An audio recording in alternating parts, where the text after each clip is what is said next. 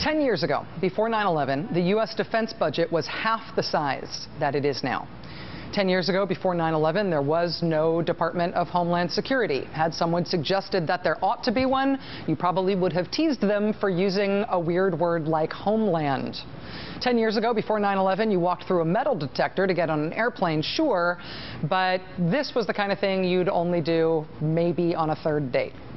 Sometimes on your flight, even the pilots would keep the cockpit door open and you could see them work and you could see the world fly by through their windshield if you peered down the aisle.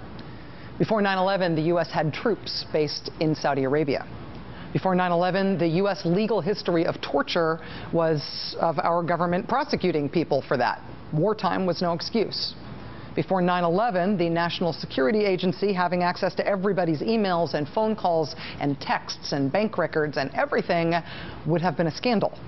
Before 9/11, we did not have a new militarized intelligence bureaucracy that the Washington Post described as an additional 1,271 government organizations, 1,931 private companies, and an estimated 854,000 people holding top secret security clearances.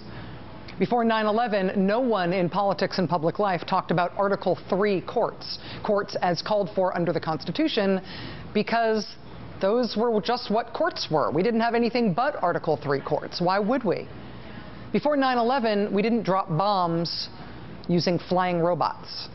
Before 9/11, we had not lost 3,000 people in Lower Manhattan and at the Pentagon and in Shanksville, Pennsylvania. Before 9/11, we did not have 2.2 million Americans who are Iraq and Afghanistan veterans, and we did not have the attendant national promise to do right by them as a country in respecting their service. Before 9/11, we had not lost more than 6,000 of those veterans in our post-9/11 wars, before U.S. forces finally found and killed Osama bin Laden. If you were a kid when 9/11 happened, it may be hard to imagine our country without all of these things in place. If you were an adult when 9/11 happened, you probably could never have believed that this is how we would have chosen to spend the decade after. Joining us now is a man who was a first responder on 9/11, who deployed to Iraq 8 years ago yesterday, and who founded Iraq and Afghanistan Veterans of America when he came home. Paul Rieckhoff, thanks for being here. My pleasure, Rachel. Am I right? 8 years ago yesterday? Yeah, about that. About that. I know you went. I'm blurry after the last couple of days. That's been, well, I was with you on Saturday night. Yeah, that was part of why I'm blurry. Until 6 in the morning. Yeah. I didn't think that I'd be up until 3 in the morning the next night with this news. Did you go down to Ground Zero? Yeah. What was it like? It was sobering. Yeah. I never thought, I was down there, almost 10 years ago, and I never thought I'd go back down there again to see people celebrating and cheering. They were chanting USA, USA, right across from where people did it 10 years prior when Bush had the bullhorn. Yeah. So it was really sobering. It was something I'll never forget. And I think it was really moving because there were so many cops, firemen, and vets down there. And there was a real sense of community within that community. And it was really an unforgettable moment. Is it discordant at all to have this?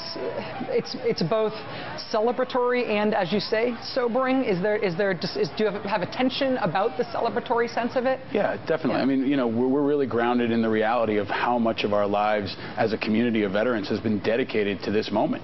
I mean, for the last 10 years, our brothers and sisters have been looking for this guy, have been hunting this guy, even when a lot of other Americans forgot about it and moved on to other things. And our community's paid a tremendous cost. So we think about the friends we lost, we think about our families, and we think about the folks who've been wounded, but we're proud. We're especially proud of the SEALs and all the operators involved in this operation who are absolutely incredible. And now the world's going to find out why we have such respect and admiration for them. You have talked a lot, your book actually, I think did a lot about this too. You've talked about a divide, maybe an inevitable divide, between those who have made sacrifices, either on 9/11 or since and because of 9/11, the divide between those folks and the rest of the country that has not had those sacrifices. Is there an opportunity at a milestone this big, at this particular milestone, to try to close that divide, to get people beyond the slogans and the ribbons to honoring service and sacrifice in a bigger way? Yes, definitely, and I hope so. And I think that people need to remember how they feel now.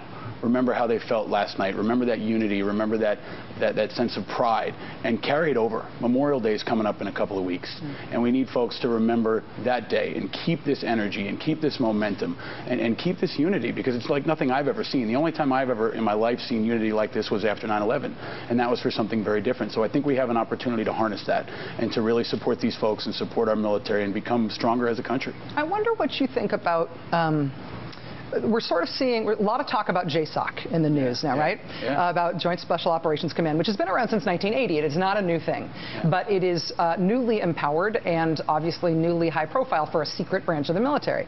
Also, there seems to be a total integration, at least operationally, between CIA, sort of paramilitary forces, and JSOC. And so we have kind of a fifth branch of the military now, where we don't know who those people are, and that we don't find out about the missions unless they end up with as high-profile an outcome as we just had.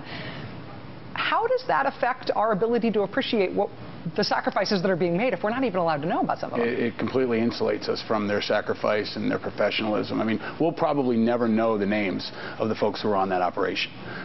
Delta, Dev Group, the SEALs, I mean, these folks are almost superhuman. I've seen them operate, I've seen them train, and it's like nothing else I've ever seen. Their tactical proficiency, their dedication, their entire life built for that moment where they might have that shot in bin Laden is like nothing else I've ever seen. I mean, you can't even compare it. Olympic athletes, professional athletes, nothing like the prowess and the professionalism of what you see in these elite groups. And we'll probably never know the names of the operators involved. Do you worry about accountability, about appropriate political engagement with what we're doing militarily to have essentially a big secret branch in the military? Do you worry about the other side of that? I do, of course. Yeah. And I think that's why we need folks to understand what they are. You don't need to know their names, but we need to know what they do and what their capabilities are, and also understand this is the evolution of the modern battlefield. I mean, this is what is more effective going forward. You're not going to have tank battles in Western Europe. You're going to have small unit operations, and that's probably going to dominate what military engagement is like for the rest of our lifetime, or at least the near future. So we need to understand it, and we need to keep linked to it, and we need America to understand and appreciate how special these folks are and how much we ask of them. Paul Rieckhoff, founder and executive director of Iraq and Afghanistan Veterans of America, and somebody who, if you get a call from hotel security at 6 in the morning telling you to come down to the lobby and deal with the disturbance that your guests are calling, if you're anywhere near Paul Rieckhoff, you should think twice about answering that call and getting dressed and going downstairs all worried with bribe money in your pocket. I'm just saying. Another mission accomplished. Yeah. Thanks, man. Thank you. Sort of. Thank you.